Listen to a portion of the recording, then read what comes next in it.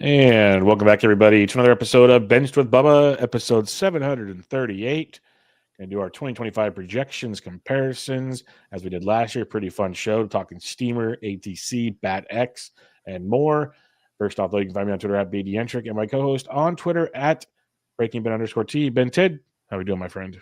Doing great, Bubba. How about yourself? Doing well, doing well. It's a Monday, getting back in the grind of things. Some people had the day off, I believe you did, so it's a plus for some. Yeah, it's spring training. Everyone's hurt. It's fun. It's fun out there.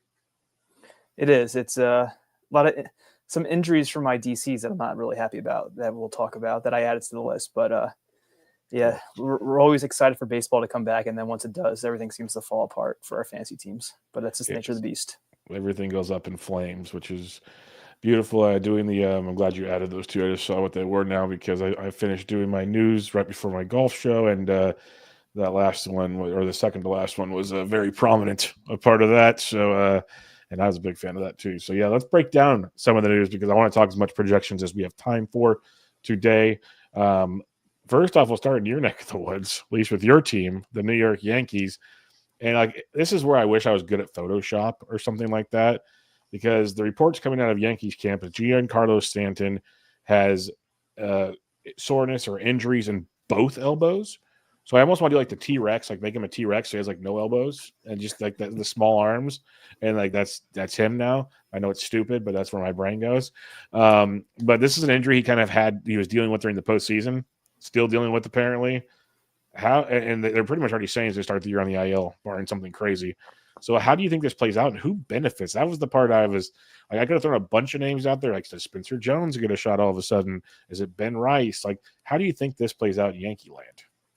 I didn't think that far ahead yet, but yeah, I'm a big fan of T-Rex jokes. So I'm all for someone putting that together for whether it's a Patreon or just for you to shoot out onto Twitter.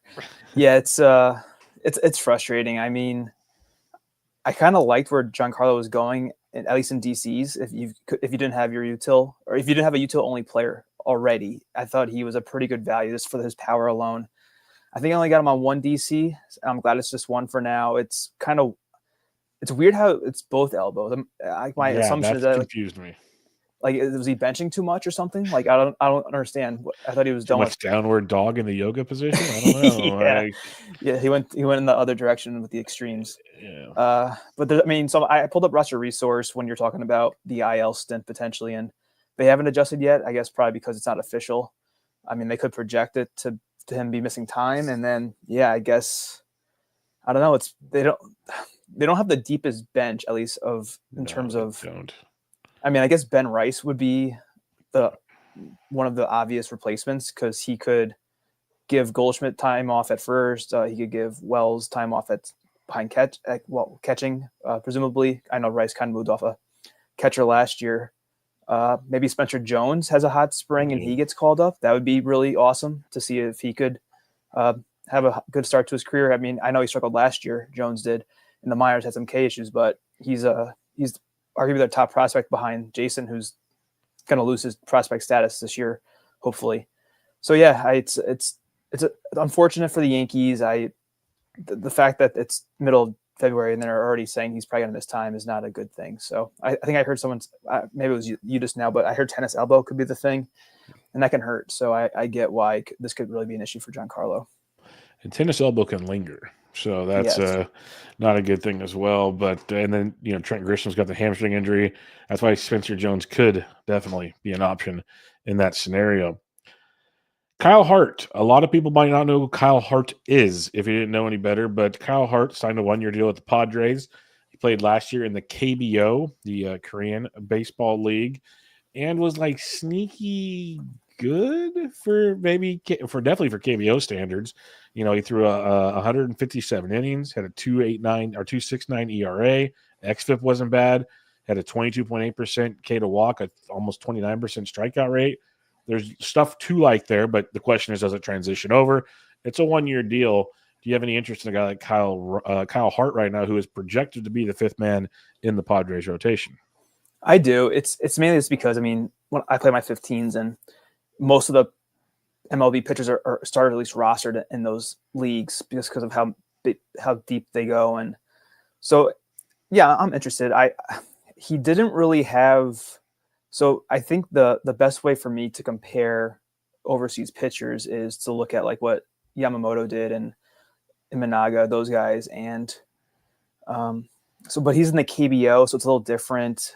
Those guys were in the Japanese league, so I don't know. I would take a flyer maybe on one team on Hart, but I mean the projections have him for a mid to high fours ERA, but with the not a really good K rate for Hart. But I mean they're kind of just guessing more so than a typical projection would. I mean there's not I don't know how they account for foreign stats for these types of players. It can't be easy to do, but I guess if you play multiple leagues, take a flyer on them, and it's a good park in San Diego for Hart. They still have a good offense behind them in San Diego. They didn't trade anybody, which is good. I want them to compete, but yeah, I'm not going to be too excited with them. Maybe in my DC that I'm trying to finish up, I'll take a stab, but other than that, maybe one team, if that. Yeah, I like the point you made. 15 teams, probably much more enticing. Seems like he's a very good floor pitcher. It's tough to gauge the ceiling, but like we saw, I believe it was Eric Fede went to the KBO, came back, and that wasn't bad. We've seen obviously Mikolas was good at first. That's fallen off. There's been a handful of them that it's been pretty good, and you just got to see where it goes with the team utilization on the way back. But I'm definitely intrigued because a lot of those guys like that I mentioned already that came back from the KPO, more contact pitchers, not as good as strikeouts. We look at Kyle Hart over there, and again, easier to strikeout hitters there than the bigs. That's been kind of proven throughout the last few years. Still had very good strikeout stuff without walking a ton of guys, like a 6% walk rate, near 30% strikeout rate. Those are things that should be able to translate at least decent at the big league level, you'd hope. So, I would take a shot on him for sure and see where it goes in the 15, 12s. If you want like one of your last picks and you can make him an easy drop, fine. I think he's much more 15-team relevant for sure. Ty France signs with the Minnesota Twins. I kind of wrote this off of who cares, but because I think Jose Miranda is much better than Ty France. Now Rocco Baldelli's coming out and saying Ty France is going to be our regular first baseman, which I still call malarkey on. I think they're just trying to motivate Miranda. I don't know. So I'm just kind of staying away from the situation. Any thoughts on this one? It's definitely messy. I don't get why they would sign a 30-year-old Ty France to block. I mean, Miranda's not the youngest guy. He's 26 and a half now, but they never really gave him a full-time chance to prove that he could hit. I mean, maybe they kind of did last year, and I mean, he could still break out a little bit, Miranda. So, yeah, luckily I never really drafted Miranda in DCs, and like, I don't know, France, I was kind of high on him last year because of where he was going, and he had some good underlying data in 2023, but at least when it comes to Fab Leagues, I'm definitely going to avoid either one for now until something happens in spring training. I agree. Just an obligatory. Anthony Rendon's already hurt. It's going to be on the 60-day IL, having surgery on his hip. Who saw this coming? Shucks. You can add to that if you want. Like it pencils in you on Moncada. I wrote something coming out for Baseball Q on Tuesday that could be the sign Christian Moore is going to be closer to getting playing time in LA. But I just wanted to throw out there that Anthony Rendon's already hurt and just making boatloads of cash to do nothing. Right. I mean, and with Moore, it means that Rengifo could play third base if Moncada struggles, and then presumably second would be Moore's spot. But yeah, I mean, it definitely makes Moncada interesting for me in Fab Leagues. I think we talked about Moncada last week because of the signing, but now with the Rendon injury, it kind of solidifies his opportunity to take the third base job. So I'll be interested in taking Moncada. For sure. Paul DeDong signs with the Washington Nationals.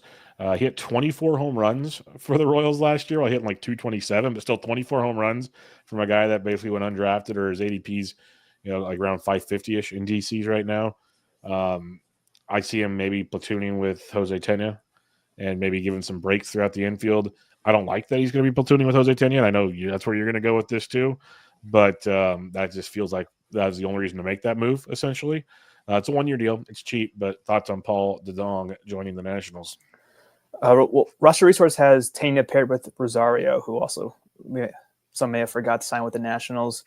I guess this really it has me concerned more about Luis Garcia Jr. more than Tena, because I think the platoon with Tena was kind of a given, especially with the Rosario signing. But now that we have DeYoung and Rosario on the team, I mean, I really hope they don't do this to Garcia. They started playing him late last year against lefties, and he's one of their top future pieces. I mean, Abrams, Cruz, and Wood are better prospects, but Garcia's been there for a while. He finally broke out last year, and he deserves to get a full chance at full-time playing time. So, yeah, I mean, if anyone was taking a flyer on DeJong and DC's, it's not, you kind of, we're hoping for an injury now because he probably is not going to play more often than not. But yeah, it's well, look at the lineup too. There's a lot of lefties and switch hitters in Washington, which kind of, I mean, I like Tanya and DC's. I have him on a couple teams, and I like what he showed last year, a power speed option. He's young, so I don't know. Maybe it's just insurance in case he struggles. Yeah, that's where I'm kind of leaning. I think it's like a utility player. Rosario could even put him in the outfield, which puts DeJong at third. Like, just like you said, just please leave Garcia alone. Just leave Garcia alone. It's that simple. Like, if you guys ruin this, my God. Like, I liked the Nathaniel Lowe. I liked the Josh Bell signings. Those things are good. Let's not completely screw this whole thing up. Now, a big bit of news that dropped on Monday. Frankie Montas going to be out 6 to 8, or shut down for 6 to 8 weeks with a high-grade lat strain. And when I read that earlier, shut down to me means he's shut down for 6 to 8 weeks, then has to ramp back up.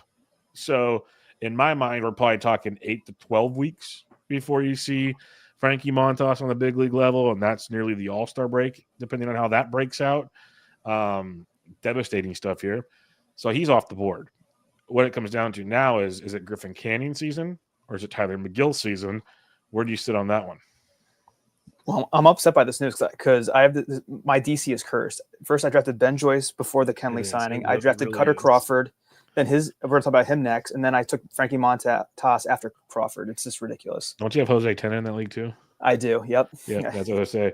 Yeah, it's just been like it's just a joke now. It's whoever Ben takes, just walk away. It's like a black cloud on that team. Yeah, I don't know what I did to get cursed like this, but I hope I can kick it. If it's all on one team, though, I would take that for a guy that drafts as many teams as I do. Just like put all the bad juju on one squad. Okay, fine. I had a DC like that last year where I had like Giolito, Braxton Garrett, Kodai Senga. I had no staff. It was brutal. So sounds like John Fish in our too early league last year. He had like no pitcher. Yep. Kenta Maeda was his best starting pitcher by midseason. I was close to Fish status with that one, but yeah, I was talking to Curlin about this with the Montas signing earlier, and I can't with Canning. I really can't go back to that anytime soon. I'm intrigued by Black. What was that? PTSD. Yeah, I forget if I ended up getting him last year because he was one of the streamers that we were looking at. Yeah, you did because we talked about it a lot. The White Sox starts, yes. Yeah, it was all the White Sox and the Angels and the White Sox kept playing each other, so they had great matchups, and none of those pitchers could actually come through. It was the most frustrating thing. No, they couldn't. But I like Blackburn, I guess, a little bit more. I feel like McGill should be able to beat out Canning, though. That's Tyler McGill, but who knows? He struggled. They have a pretty dicey rotation, the Mets. It's really Minaya and Senga, who I have confidence in, and then after that, it's a lot of question marks. And even Senga has plenty of question marks. But yeah, in Fab leagues, I would probably prefer Blackburn to Canning in terms of, I don't know. Canning had really good underlying numbers in 2023. That's why he was so highly drafted last year, and then he just fell on his face again. Blackburn, he's older, and I don't know. It's definitely. I'm not really targeting either one. It's more like the Blackburn call is more for my DC that I'm in right now. Other than that, it's I guess wait and see who wins the job. Maybe they just go to 5-man rotation now too, because Montas. Yeah. I don't think you really want to fit in Blackburn and Canning into a 6-man rotation if you don't have to. So. You don't. You definitely don't. I want it to be Tyler McGill. But I feel it's more Griffin Canning. I like both, but I'm also a sicko like that. The Blackburn just scares me because of the back issues last year. I don't know where he's at now. He's supposed to be fine, but we'll kind of see how that all unfolds. But yeah, it's a mess. But at least we have a battle for the 5th starters role. It's always fun for a guy that does news on a regular basis. So we got that going for us. And then you mentioned Cutter Crawford. This one had layers to it. Cutter Crawford battling knee tendonitis. Okay, yeah, maybe he went snowboarding this winter or something. He's working through some. Now, apparently, he hurt his knee in his 3rd start last year and pitched through it, which is insane because, yeah, there was hiccups last year, but overall still not a bad first, full season type deal. There was stuff to like. Heck, Ryan and I talked about him last Bubba in the Bloom in our part 3 about how intrigued I was. I think he could be better than Tanner Houck this year on his own rotation. And then this news comes out, and they say if it gets worse, you'll have to have surgery, which is not great either, but we're not there yet. Let's not go full panic mode. where do you sit on this Cutter Crawford information? Because this one kind of dropped just like out of nowhere. It did. Yeah, I have Cutter on 2 of 6 DCs as well, like Montas. And I don't know. When I saw the third week or the third start last year, I was like, come on. Because if you had to pitch to it all year, I get waiting and managing it. But then when October hits for them, I don't think they made the playoffs, just get the surgery. I don't get it. And I get it may not be ideal to have surgery, but he could miss this year, it sounds like. And I hope he doesn't, because I like Cutter. He's a pretty good whip guy going where he's drafted. He has homer issues. That's why the ERA has been kind of high, but if you have pretty good ERA pitchers before that, and then you probably need some whip help, which is kind of how my team that I took him on just now was. It made sense, and yeah, it's annoying. I mean, just because since it's tendonitis, I feel like it can get fixed somehow. It's not like it's a torn tendon or anything like that. Maybe it could lead to a torn tendon if he's not careful, but I'm not a doctor. I need Dr. Dave to opine about this one. But yeah, I'm going to be cautious luckily I don't really have any, I have the listener league for you and you and Bloom's league on Sunday, and I'll probably avoid Cutter there, but until we get more news, I'm going to try to stay away. Yeah, I want to see what Cutter's prices go for in these drafts right now, in the Bubba the Bloom drafts, where League 2 is drafting as we speak right now. So I'm curious to see where those price ranges continue to drop out. And because if it's just tendonitis, like he could have had a simple in and out patient procedure. Like they cut like 2 little things, like not a big thing, maybe out a month. Like you said, this could have been fixed and ready to roll right now.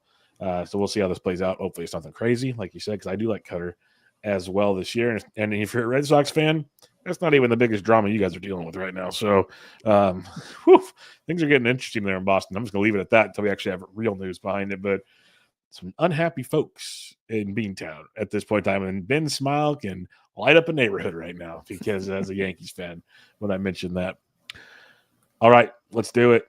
Let's talk projections. This is always a fun one because like when Steamer first came out, Ben, we looked at projections with like the R values and all the different things we were looking at there to kind of find maybe outliers compared to ADP.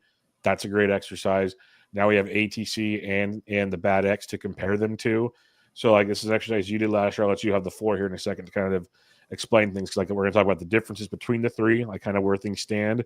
But then we'll talk about players. And you obviously put your awesome sheet together that highlights guys that things vary a ton between rankings. That's where it's good because this will stand out. And now we can dig in on guys like which rankings do we want to believe or like why do they stand out, blah, blah, blah, so on and so forth. So let's start with the basics here. When you broke these down, what did you see as a difference potentially between these projection sites? Yeah. So first off, the projections that we're going to be talking about are Steamer, ATC, and the Bad X, and we're just going to cover hitters like we typically do. For those on the Bubba and the Bloom Patreon, these are the same projections that I posted with the Z scores, where it's not adjusted for position. So catchers don't get a boost, nothing like that. So what I did was I calculated my Z scores for each individual projection as opposed to the average of all of them, and I assigned a hitter ranking for each player under each projection system, and then I averaged it all together, and I averaged their lines together as well. So, for example, we have an average Shohei Ohtani line across the 3 projections, and then we have the average rank for Ohtani across the 3, and then there's a standard deviation amongst the 3 systems. Spoiler: Ohtani's first in all 3, and we'll talk about the top 3 real quick as we dig in, but. And then, so in the outline here, the listeners can't see, but I'll cover it real quickly, is the average stats for players who are projected for 300 plus at-bats across the 3 systems. So when I do my Z-scores, I cut it off at 300 plus at-bats to get the population or in this case, it's a sample average or like my sample size is based on 300 plus at-bats. And so no surprise to me, we've talked about this before in previous shows, but Steamer was the most optimistic with the projections. The average player on Steamer with 300 plus at bats had averaged 66.6 runs, 18.6 homers, 64.5 RBIs, and 10.6 steals. We won't mess with the average because of how I calculate it. Next is ATC. They averaged 3 fewer runs, about 1.5 fewer homers than Steamer, over 3 fewer RBIs than Steamer, and about half a steal less with ATC. And then the least optimistic of the three is the Bat X, and this is the version I believe that utilizes StatCast data more than the regular Bat. And I think you highlighted a player that kind of reflects that I guess the bias towards StatCast. There's a certain player that really it shows. But the Bat X is even a run less than ATC on average. It's roughly a half a homer less than ATC, which is already lower than Steamer.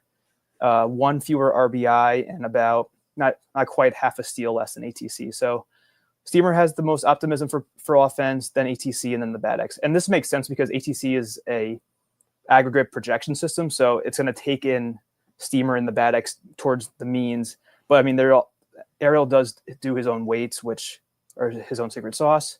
He uses multiple systems besides the Steamer and the Bat X. But this makes sense that ATC is kind of in the middle, but it won't be that way for every player. There'll be players where ATC is higher or lower, and we may or may not touch on players like that. But just to keep in mind that Steamer has the highest offensive projections on average, followed by ATC and then the Bat X. Yeah, that's interesting. To me, it kind of makes sense because I know when we talked Steamer earlier on, we were like, wow, they seem pretty optimistic on player A or player B or whatever. Yep. You mentioned Ariel, ATC makes a ton of sense to be right in the middle there. And with Cardi and the Bat X especially, he always is a little more cautious, it feels like. Now, some guys it'll pop, and we'll probably get into some of those throughout this on accident.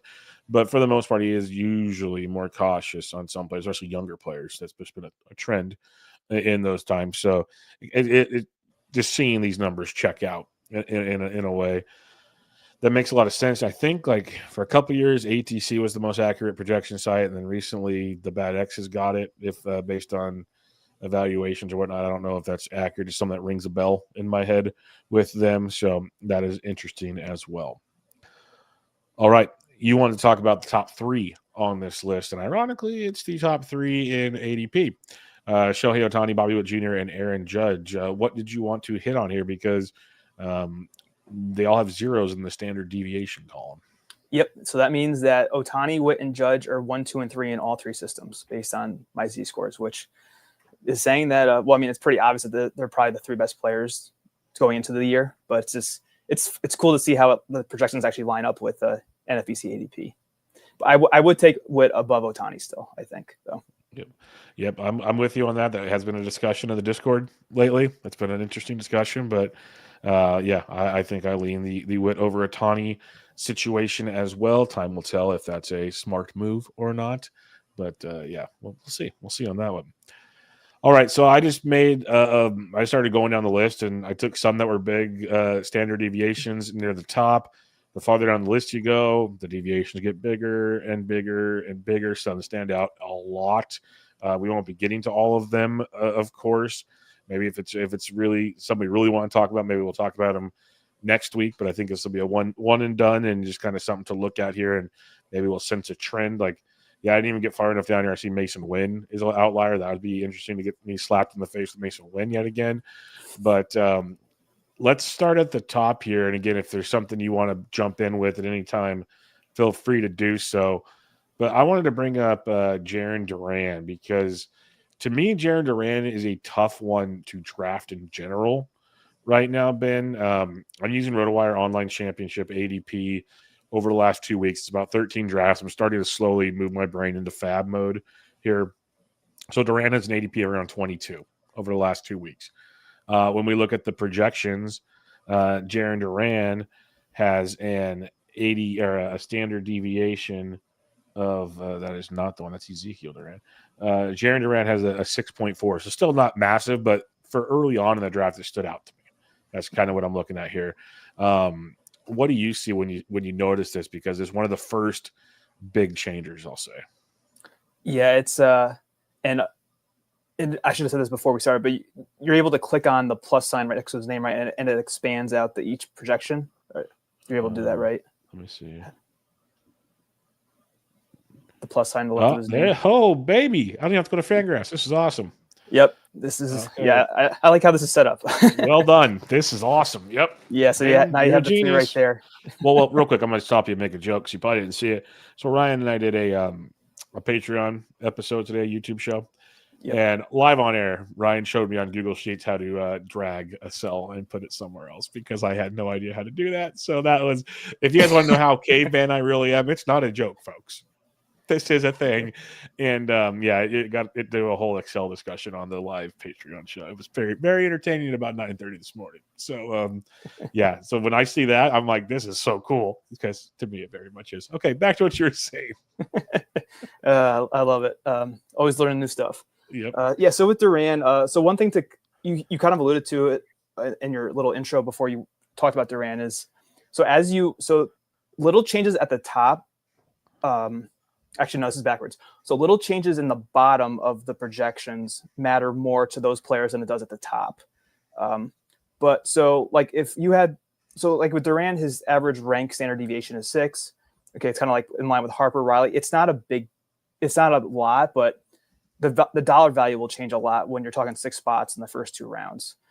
So it's significant. And so when I break out the 3 systems that we use for Duran, ATC, of course, actually, this is one where ATC is actually the low end, I think. They have Duran for just 91 runs. Well, I say just. It's still a good projection in runs. 91 runs, 18 homers, 68 RBI, 30 steals, and a middle-of-the-road average amongst the 3. All 4 of the counting stats are the lowest with ATC. So here's Duran as an example of ATC not being in the middle for whatever reason. Maybe there's other systems that we're not looking at that dislike him more. It's definitely what the case is. But with Duran, it's a range of 6 runs between the 3 systems, couple homers, 6 RBI, 3 steals. So there's definitely a decent. They're not all in line, and I think that's aligns with my thinking as well. I'm unsure with what to do with Duran because he was like a mid-round pick last year, going maybe in the 10th round of 15s, got pushed up to 9s, the 9th round in main events, and now he's going in the 2nd round, and he had probably a career year. I mean, if he's able to top what he did last year, it'd be incredible. So with Duran, it's like the power is good. It's not great, and that's why he's projected for like 19 homers amongst the 3. 70 RBIs from a 2nd-round player is pretty low. So it's really, he's kind of like a little higher price CJ Abrams. And based on his track record, Duran has a better average than Abrams, but the stat profile, maybe he's going to get more runs than Abrams. But other than that, it's kind of like Abrams. And I think Abrams has been someone we talked about with production shows. I don't know if it was because they were spot on in that show or because of the uncertainty with his projections. But yeah, with Duran, it's just, is he going to really, how much of last year is he going to repeat? I guess is the way what I'm trying to say. And it's the projections for where he's going are a little uncertain as well. But I mean, it's not a big difference, but 6 runs, 6 RBIs in an evaluation system, it could mean a lot. But at the end of the day, it's not going to kill you if he is on the low end. It's just that at this point in the draft, there's a little uncertainty with what he's going to produce. And it's interesting, too, because, yes, they're a little all over the board. But like if you kind of go with Steamer, for instance, 97 runs, 19 homers, 71 RBIs, 31 steals, pretty much that's what he did last year for the most part. You know, you look at Duran, he had 21 homers, 34 steals. Yes, he scored 111 runs. That was tremendous. But most of these projections, the power, the speed, the RBIs are pretty much in line. It's the batting average. They're like 20 points below or on compared to last year. So that's kind of the caveat, I guess. But if you believe in what Duran did last year and you can believe he hit for average, then you probably take him at this pick. And the projections kind of agree that's who he is. It's just they don't agree with the batting average part of it. So that's the part you have to convince yourself. What do you think in that regard? So we'll see. But yeah, I don't know what to do with Jarren Duran. It's very, very perplexing to me. And the other thing I just want to add, I meant to say this before I talked about Duran, is that so you kind of mentioned, so I said how they're not that far away, but so the rank of Duran can change by the system being higher on another player. So someone else could be pushing Duran down in that projection system. So he's not that far away, but it could be other players are being either projected higher or lower. So that's also a possibility with why there could be a high standard deviation, depending on how it's just unique to each system. So that's why we're looking at it. That makes a ton of sense. All right, let's talk about Michael Harris II, another guy that I just never know what to do with year in and year out, because every year projections say, oh, Michael Harris, he's going to be a 2020 guy. Oh, Michael Harris is going to hit for great average. And, you know, I guess it technically is Michael Harris's fault, but in the end, he hasn't done that. He hasn't been healthy enough to do that year in and year out. But Like we saw 19-20, 18-20, 16-10 last year, 264 average last year, a massive drop off there. But projections are back in on him. But if you look at the standard deviation, it's up to 9 now, where Jarren Duran was a 6.4. We're at 9.1. Again, a high draft pick, because when you look over the last 2 weeks of OC drafts, Michael Harris is an ADP of 40. So where do you stand on this, looking at the projections with Michael Harris? Well, I will say that I'm not a big fan of Harris at his ADP. I have him ranked pretty lowly compared to it. And there's a different sheet in the workbook, but you don't have to worry about it. I'll say it now. So I actually have Smart move. I actually have what the actual rank is for each system. ETC has Harris as the 30th overall hitter. The Bad X has him as the 33rd. Steamer has him as the 16th. So this is all driven by Steamer. And so when people were first drafting, or not first drafting, but when Steamer first came out and people were only drafting to it, Harris popped out really well because of how, I mean, they have him for 25, 21 still, 25 homers, 21 steals for Harris with 94 runs. And Steamer loved him last year, I just remember. And I think overall the projections did like him. He's still a 2020 player, but he just can't do it. At least he hasn't been able to do it. And that's why I'm down on Harris. I am more pessimistic with like ATC and the Bad XR. They're starting to chip away at the high numbers that Steamer has for him. Steamer even has him for the best average contribution, probably a pretty good amount. ATC and the Bad X are pretty close with what they have for an average contribution. And it's mainly it's injury driven, but I don't think his paces even match what he's projected for still. I mean, I don't have that data to back it up, but it seems like for whatever reason, the systems they love Michael Harris. And until he finally does it, I mean, I took him once last year at the 2-3 turn, but I'm not going to take Harris in the top 3 rounds in a 15-teamer anytime soon. And I don't care what Steamer says. Yeah, I'm with you. I can't get behind it. It is interesting to see how far and away Steamer is on him. Like once you mentioned the rankings, I looked even closer. I'm like, oh my goodness, yes, every statistical category he has a bump. Even as far as plate appearances or at bats is a massive bump. And then you have it is nice that you have the cumulative between the 3 below that to kind of even things out a bit, but it's obviously skewed because of Steamer in that mix. But yeah, I'm off of Harris, and I made a beer bet with Ryan on today's Patreon show, and it goes with the next individual on the show here is Wyatt Langford. Wyatt Langford, when we look here, has a standard of 8, but I wanted to bring him up because I think he's polarizing is the right word, but a lot of people don't either love Wyatt Langford or you don't know what to do with Wyatt Langford type thing because the overall season wasn't great, but the second half was strong. Still finished with 16 homers and 19 steals, hitting 253. So almost a Michael Harris stat line for those keeping track at home. But Langford right now, like you have your Churios and your Merrills going early. Langford's up to ADP 33, as high as 26. So he's finally moving up there. But for a while, he was going much later than those guys. But if you look at the projections here, this one is skewed in different categories by different projections. So this one's a little more interesting to me because of what I'm looking at. But I'll let you have the floor here. It seems like the Bad X likes him the most, though. I pulled that up. Yeah, you're correct. Bad X has him as the 32nd hitter. ATC has him as the 39th hitter. And then Steamer's actually lowest. They have him as the 48th hitter. So this is fun how it's all over the place with these guys. Yep. He's basically Michael Harris light with the projections. Agreed. Little higher, little over 20 homers on average, and just below 18 or just below 20 steals. And so the uncertainty with Langford is kind of reflecting of how I feel about him because I do want to draft him for the 2020 with a decent average upside. He's in third for the Rangers, who I think will bounce back as a team, and that should really help with his run production. But with Langford, his original ADP of like the 40s was kind of where I wanted pitching in DCs. And then I don't know if I trust him as a second round hitter now that he's moving up. I have to figure out my strategy for my fab leagues pretty soon. And I do like him as a player. And I don't know, like the Bad X. So I'm assuming he has good StatCast. I forget what his StatCast looks like, Langford's. So that maybe that's why the Bad's very high on him. But yeah, it's just I did like the second half or however many months he bounced back last year. And it's just, I don't know if I want to pay that full price. I know you're a big fan. I think you've taken out the 2-3 turn at least. And I don't know if it's been an OC, but I know you have in a DC at least. And it's you're banking on him to really come through at that point. It's a little more it's a risk you can kind of take in a fab league. So I have to really try to figure out if I'm willing to take that risk myself. Yeah, when it comes to Langford, first off, his StatCast 9.3% barrel, 43.4% hard hit, 111.9 max EV last year. So not bad for a first year guy. Really struggled in the first half.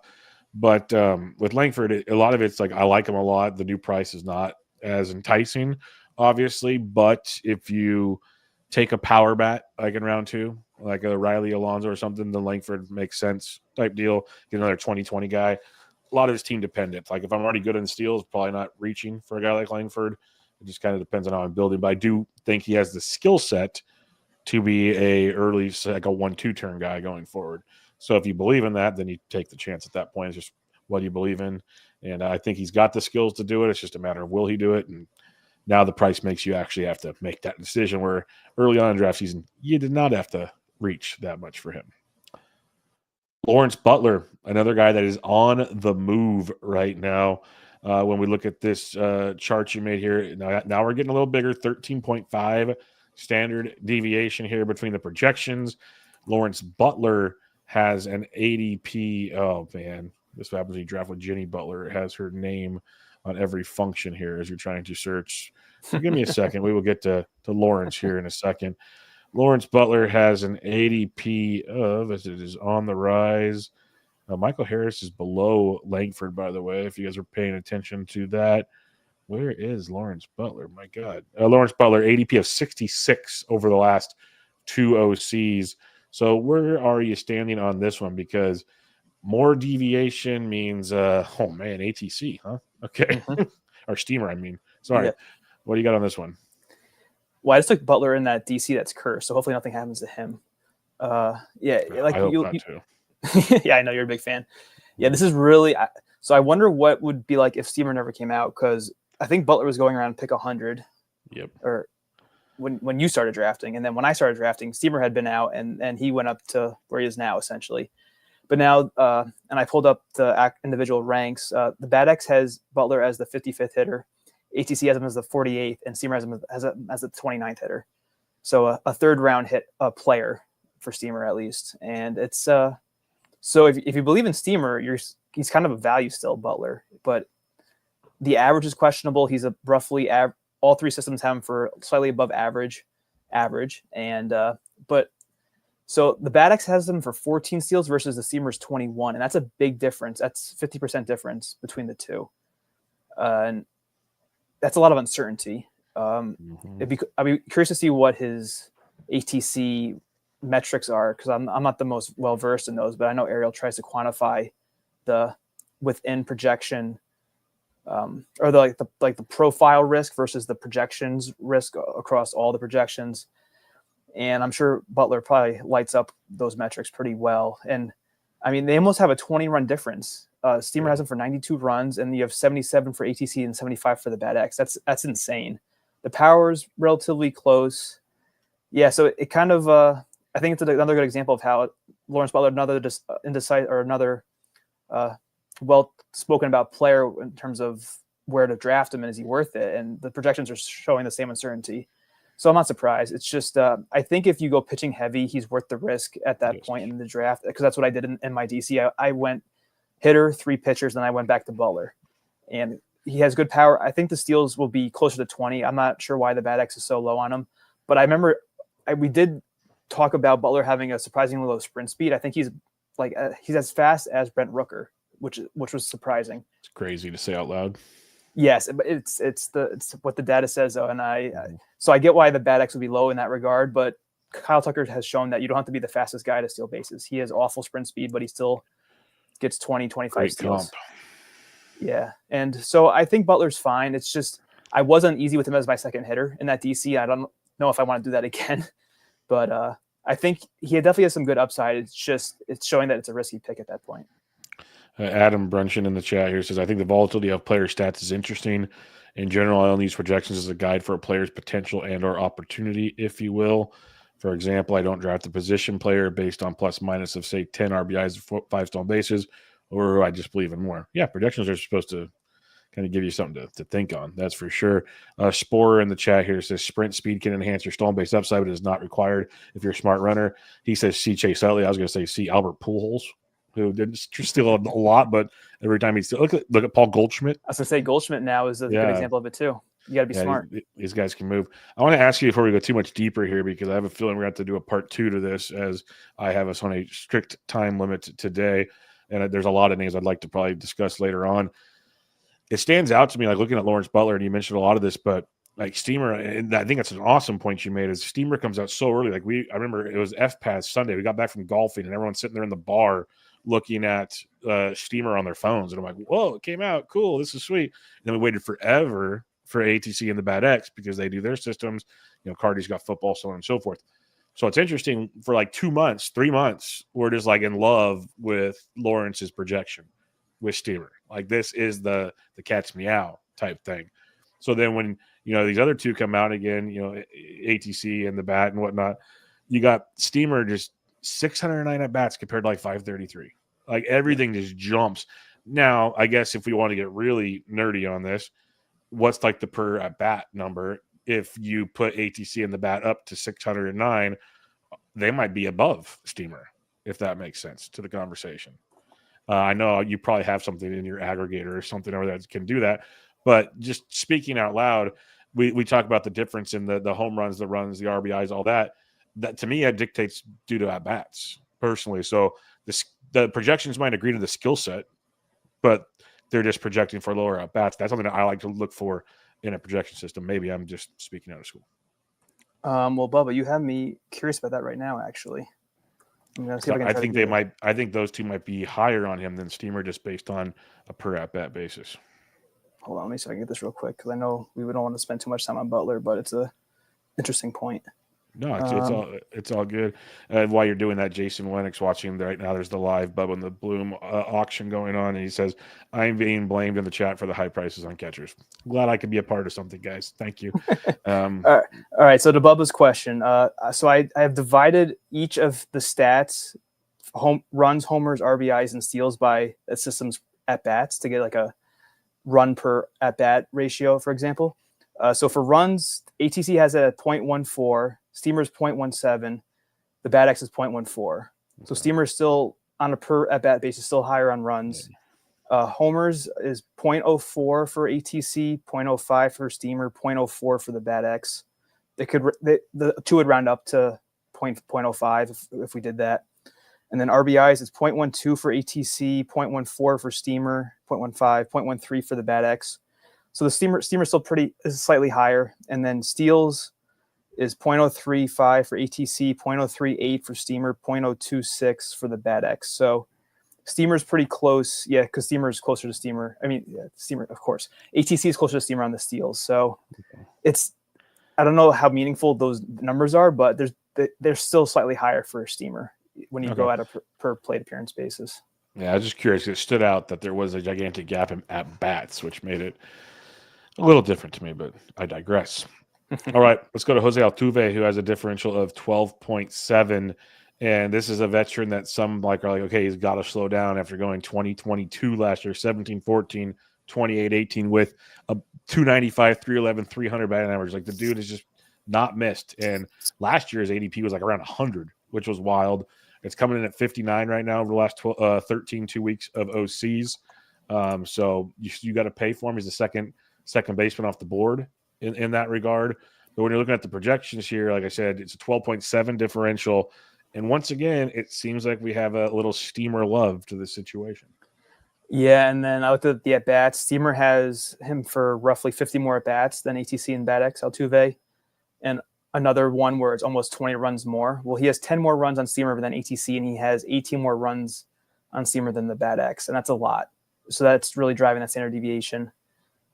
Even 5 homers between Steamer and the Bad X. And so this is a good example. It wasn't who I was thinking of, but Altuve has awful StatCast metrics, and he has for a while. So I'm not surprised that the Bad X is really down on the power.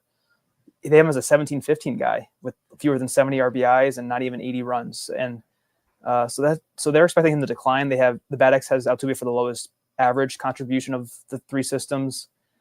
And he's never had a good expected average either, Altuve, which is he's been able to outperform that kind of like Bogarts has.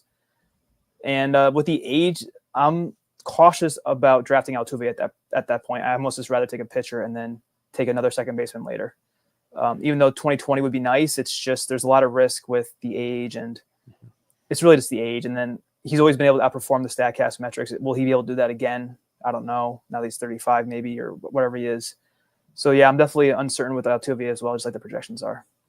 Yeah, I like. Well, first off, the projections. This one's a little different than what we talked about with Butler, where there's valid differences between all three, which is interesting. So it's kind of a mixed bag here. But like, just from a draft, like just theory, I guess, which is interesting. You mentioned like if you want a 2020, I don't want Altuve. I agree. Like if you're looking for 2020 in that pocket of the draft, just take Lawrence Butler. He's 7 picks later. Like just move him up through ADP. I'd rather gamble on that per se. Now the batting average could be a lot different. There's no denying that.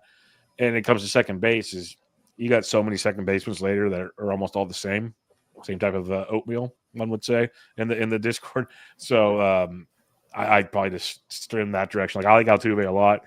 I just haven't paid the price for him. And the projections volatility kind of makes me feel like I shouldn't.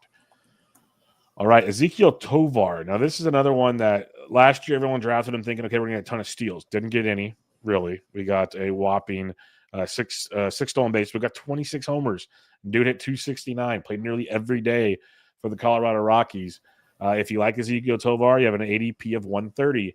When you look at the projections here, his difference is 11. And I wanted to bring him up because it's a guy that I know myself. Maybe it's a bad thing, is I just kind of gloss over him because I like the elite shortstops, or there's the pocket of Wynn, Pena, Swanson that I've become a big fan of. So I kind of just move past Tovar. But in the end, it's like if he runs like the bat says, this is interesting. So when you look at these projections here, what stands out to you? Yeah, so I pulled up his individual ranks, and the BATX is the highest. They have him as the 40th hitter, which is pretty good for where you're getting Tovar. Yep. He's going past pick 100, like 120, 130, I think. ATC has him as a 51st hitter, Steamer 62nd. So they're all saying he's a value where he's going on average. With Tovar, though, for me, it's the under the hood. It's disgusting. Like he strikes out a ton. He walks a ton. I don't know why he stopped stealing, but we did share in the Patreon or the Discord how the Rockies want to run more. At least that's what the manager said, which is good for Tovar because he is fast.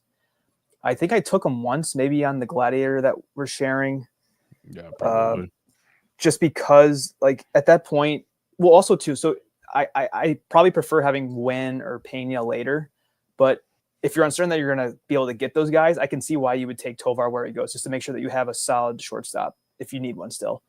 And he has, so if he didn't play in cores, I'd be completely out. But because he is in cores, I think he can still provide a solid average, whereas his almost 30% strikeout rate is going to say he's not going to. But I know he sold out for fly balls. That's why he hit so many homers last year. I think he had 26 or something like that, Tovar. So they're kind of projecting him to go back down to 20 across the board. It's just like there's some so he doesn't vary that much. I think this is more about other players getting pushed up around him or below him, Tovar. The biggest stat I can see a big difference in is probably the average. And I guess they're struggling. The different systems are struggling with the cores factor versus the K rate. And so do I. So this kind of makes sense why Tovar is kind of standing out in terms of a high standard deviation amongst the rankings. Yeah, I agree. You can see the projections are all over the board, like 9 steals, 6 steals, 12 steals. It's just like they don't really know where they want to sit with him. They're all at least over 600 at bat, so it's not like they're skewing him that low. But one thing you mentioned there, and that's I'm going to jump to a different name, and we'll kind of pivot back here, is you mentioned if like you missed on shortstop, it's not a bad one to take. Well, I want to throw out Willy Adames now, because Willy Adames is a player that a lot of people are really down on now he's in San Francisco.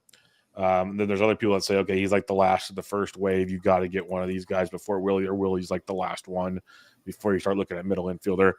But if you miss Willy, maybe Ezequiel fits in now, is why I wanted to bring that up, because what you said, and I don't disagree with it. Adames has an ADP of 93 over the last 2 weeks in the NFBC OC. He came off 32 homers, 21 steals last year. That steals was a massive bump. If you take the steals away, he probably lingers more towards Ezequiel Tovar. And that's why I wanted to bring this up, is I think they're closer than a lot of people give them credit for the more I've dug in this offseason. So when you look at Willy Adames' projection, he has a 13.6 deviation where Tovar had an 11. Where do we sit on Willy Adames as things spread out here? All right, so ATC has him as the 50th hitter, Adames. The BATX 51st, so they're basically right in line. Steamer's the 74th. But then when you look at their lines, they're almost identical. So this is the case of Steamer being higher on other players and it's pushing down Adames in their rankings. Good point. Which is kind of, so Steamer was the first one. So people were just probably going off of the surface stats last year as to draft him so highly. Well, and then he signed with San Francisco, so then he got pushed back down. But he's still he's averaging like the 60th hitter, and where he's going, that's a value. Now where he's going, it's a value. I got Adames in the 100 teens in a DC, and I'm like, I'll take him. I wasn't planning on it, but that's where he was going last year before he had the monster year. So now he's kind of going back to his 2024 ADP, and people haven't really said that they want him still at that price. I'm all for it. If I have the average cushion, I'll take Adames at that point. I don't need the 20 steals. He's going to put up close to 90 runs, 90 RBI. He's going to have mid-20s homers. They all project him for 25. And he'll probably get close to 10 steals, ideally. I mean, they had Chapman run last year. So I think this is a product of like I said, it's just a product of Steamer being higher on other players, and it's pushing down Adames. But they are actually pretty similar in terms of the actual numbers amongst the three, which is kind of interesting to see. Yeah, no, it is interesting. Like you said, great point, because you mentioned kind of earlier in the show is some might have people higher than the others. That's why the differentiation is more. So the fact they're all ranked about the same, but Steamer has them 74th, or I think that's what you said, is is a big drop off from the 51st, 52nd, and whatever he was at in the other two projections there. It comes down to the steals, as like I said, and it's the same question we had with Matt Chapman. Will he let him run against? First time Chapman did it. First time Adames did it. Obviously, Adames did it with the Brewers. Chapman with the Giants. Giants didn't let Tyro run. Who knows? There's so many questions as a Giants fan that I've had fielded in my direction that I don't even know what to tell you. But then Fitzgerald ran, so I digress. If Adames runs, this is awesome. I agree. He's worth the bump. But if you also believe in projections, they all have him hitting anywhere from 569 to 586 at bats, where all the projections hit over 600 for Tovar. So if you're someone that believes in accumulation, which used to be the go-to phrase, getting at bats in DCs, then that might be a nod towards Tovar at the same time. So it's a very interesting discussion between the two, and I think the projections, make different cases for different parts of their skill sets, I guess, if that makes any sense at all. Well, for what it's worth, they have Tovar ranked better than Adames, which is not how they're getting drafted. Yeah. So, which makes sense now that I keep going in circles talking about it. It would make sense that Tovar should be ranked higher. And it's the average, I think, is the biggest part. Which makes which is really weird too, with Tovar playing in one of the biggest BABIP ballparks in all of baseball. That his average is the thing that deters him. No, I know it's helping Tovar. Yeah, that makes more sense. I'm like, he's getting like 265 or 270. Yeah, there you go. All right, a couple more here. Josh Naylor. This is one that, there's been discussions, all the park factor things that have come out, like, oh, no, he's going to take a big hit going to Arizona. Maybe. He still crushes baseballs. Coming off a monster year in Cleveland, first year in Arizona coming up. ADP's 97 over the last 2 weeks. Where are we standing on a guy like Josh Naylor, who has a difference of 10, according to 3 projection sites? Well, Naylor is the 43rd hitter on ATC, which is surprising, the 54th on Steamer, and the 63rd on the BATX. I can see the BATX being lowest because he doesn't have the best StatCast data, Naylor. But so looking at the projections, they all have him for 7 steals, which is interesting. There's a range of 10 RBI, which is a lot, especially at this point in the draft. That's a big difference. A range of 4 homers amongst the 3. Runs all in the 70s. So, there's a little uncertainty, and I think that could be the change in park is driving this. I mean, it has me questioning it now, too. Some people in the Discord made some great points about how Naylor went from, I guess it's progressive, or that's last time I knew. One of the best lefty-hitting ballparks in baseball. Yeah, to Chase is now one of the worst or something like that. And we talked about Naylor in I think the BABIP show. He had a pretty low BABIP, but he's slow, and he's a lot of ground balls. So he's definitely more of an accumulator, I think. And I don't know if the average is guaranteed to go back up. All 3 of them have him for a decent average. I don't have the numbers in front of me, but I'm definitely cautious about drafting Naylor because I prefer Vinnie P now more. I almost rather just wait and take Burger over him because duh. Yeah, Bubba's Burgers. Yeah, it's a given. I shouldn't have even said that. Yeah, so I don't know. I was working on my rankings, like retooling for Fab Leagues today, and I kind of left Naylor where I had him for DCs. It's just I might have to think about it, and maybe I might have to move him down a little bit. But yeah, it's not a big change amongst the systems, but there's enough where they're definitely unsure about what to expect now that he changed teams. Yeah, there's a lot of volatility with him, and plus, like, he's always been good, but he's never played full season. He finally played enough games last year. Had this monster year. Is that sustainable? Like, there's a million questions with him, especially when a lot of projections use 3-year averages or something as part of their formulas. So that'll skew the Naylor system as well. I'm going to jump to Vinnie P because you mentioned Vinnie P, and that's a guy that I've been a big fan of. Some people think I'm crazy. Some people are on board. You seem like you're a bigger Vinnie P than they are. I think I made that observation on some show with Ryan. I was told I was crazy or something. Vinnie P, which is not abnormal to that show. Vinnie P has an ADP of 122 over the last 2 weeks. It's a guy that just hasn't put together a full season, which is fair because of the shoulder injuries that should be fixed. I think he's got 25 plus homers, which the projections some believe in. Plate skills are great. Average, I think, will be better than Josh Naylor. Time will tell. When you look at the projections and then your own thoughts, because you were going to, maybe take Vinnie P over him, where do you stand on those? All right, this one's weird. The Bad X hates Vinnie P. Steamer has him as the 47th hitter. ATC the 53rd. The Bad X is the 87th. Well, real quick, just for the Bad X, like he's at a 7.1, 7.4% barrel the last 2 years, 45.8, 40.1% hard hit. Last year, he had 112.2 max EV, but as a whole, I guess that's probably a little down, I guess. So I pulled up on my draft sheet, and he has a positive EV, positive hard hit percentage, positive XBA, positive X slug, Vinnie P. And his contact rate is almost 90% overall. I mean, I don't know how Derek weights the different components of StatCast for this, but I don't know. And it's really shown in the homers. So Bad X has Vinnie P for 19 versus 26 by Steamer, 23 for ATC. Steamer has him for 14 more runs than the Bad X. ATC is kind of in the middle, more on the low end. And the RBIs too. Steamer has him for 12 more RBIs than the Bad X does. And that's making a big difference at this point in the draft. I guess he put up almost 100 RBIs and he missed a month last year. So, yep. And he's going to hit for a solid average. So he doesn't miss. He's not the fastest guy, but he's a good enough hitter where I think he'll have a pretty good average. The runs may not be the best, but if he's around 80, I think that's fine at that ADP. It's just the power uncertainty, and I get that with KC, but if you can get 100 RBIs at that point with a good average, and he's not going to hurt you in runs and homers, I think it's fine. So I trust Vinnie P's profile more than I do Naylor's, even though the projections I think where's Naylor? Is he ahead of him? I can't see him right now. Where's Naylor? Oh yeah. So the projections like Naylor more, but it could just because of the Bad X dragging down Vinnie P. And I think I'm gonna flip flop. I have these guys flip flops, like I said, and I'm gonna stick with it. I like it. I like it a lot.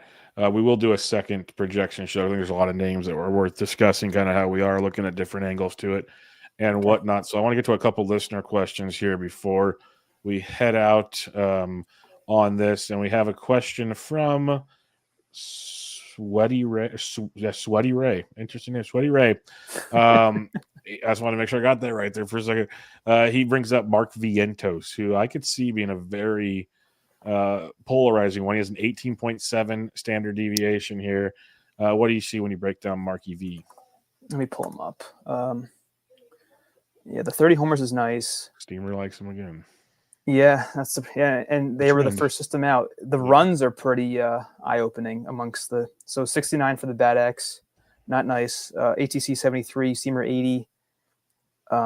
Steamer has him for 10 to 5 more RBIs. Steamer actually has him as a neutral average versus negative with ATC and the Bad X. So I had my concerns with Vientos with it being the strikeout rate A, and then also the homer to fly ball when he hits a lot of ground balls. So I have him ranked pretty fairly. So he's ranked after Stephen Kwan and Xavier Edwards in terms of valuation because he's a 2.5 category guy. Yeah, that's fair. No steals, no average, decent runs, and then hopefully good homers and RBI. Bregman's ahead of him. Pena, Bogarts, Happ, Trout, Vinny P's ahead of him. Bo Bichette. So yeah, people are really relying on Vientos to take a leap of faith, and so I still think where he's going is fine in ADP Vientos. I just don't. Seeing where he's ranked in regards to everybody else has me a little concerned that it's maybe an overpay, but I don't know. It's just the 3-category profile, I think, is really what's doing it for him, and there's no way to argue against that. That's who Vientos is right now, and I think it's a fair way to project him. And it's Steamer. I don't know why Steamer would be higher, but like I said at the start of the show, there's higher in general. Let me pull out his ranking real quick because I want to see if it's a big difference amongst the 3 systems. I know you were pressing your time, but I want to see this real quick. Vientos is, it's the Bad X. 61st on Steamer, 70th ATC, 97th on the Bad X, which is kind of weird. Well, Cardi has his way his projections work. Younger players that haven't proven themselves tend to not score out too well compared to other sites. Yep. It's a trend. The last question we have here is from John Anderson, and I'm really wondering what John's up to these days. If this is the question that piques his interest, he says Jacob Wilson of the Oakland Athletics or Sacramento Athletics, is interesting to him. He has a 16.5 differential. Projections, like if he's the everyday shortstop, projections have him very low on at bats. This is where you have to kind of project out where you think he plays. What are your thoughts on him? Yeah, he's someone I actually moved up pretty highly in my rankings when I redid them today for shortstop, just because I don't know. He's like a really late Arias, I guess, is the way I'm considering Jacob Wilson. And so the number that we have in the weighted average column here is going to be a lot higher if he does get closer to 550, 600 at bats, which he should. Well, he's going to hit low in the A's lineup. Wilson would. So I guess that would hurt him in terms of playing time. I think this is one of where he's ranked so low, and then there's little differences amongst the 3 projections that he's slightly off in the rankings for each one, but they're pretty fair with like a 7 homer average, 5 steals, 50-50 runs and RBI. So definitely like he would be like I don't want him as my MI, but if I have a second baseman as my MI, I would take him as my backup shortstop, maybe, type of thing. Yeah, I remember like last year in DC's thinking about him as a late pick. I think I actually wrote about him in an AOS PT tomorrow, like in August or September last year, about it's his time to shine. He's a batting average asset, very little power. If he leads off, there's a lot more to like about him, but they're probably putting him at the bottom of the order. So that's a stinger. Like the skill sets, he seems like a very good real life hitter where coming to fantasy might be a little tricky transition. Let's put it that way. So deep leagues, DC's where you just need depth, those kind of pieces. Like I'd rather have him over like a Brian Rocchio late in the DC for sure. Like it's my 3rd or 4th shortstop, but overall it's a very tricky situation. All right, Ben, we're going to wrap it up there as I have to run, unfortunately. So we will come back and do some more hitters here because I want to get deeper into some of these guys. I want to talk Junior Caminero and some other players that might stand out just off the top of my head. Caminero probably has his issues because the Bad X doesn't like young players. But that's just off the top of my head. I haven't even looked at it. I'm just guessing right now. But we'll get to that and much, much more. So as always, thanks for joining me, my friend. And we'll do this again next week. Make sure you follow Ben on Twitter at BreakingBen_T. I am at BDentric, and this was Benched with Bubba, episode 738. Catch you all next time.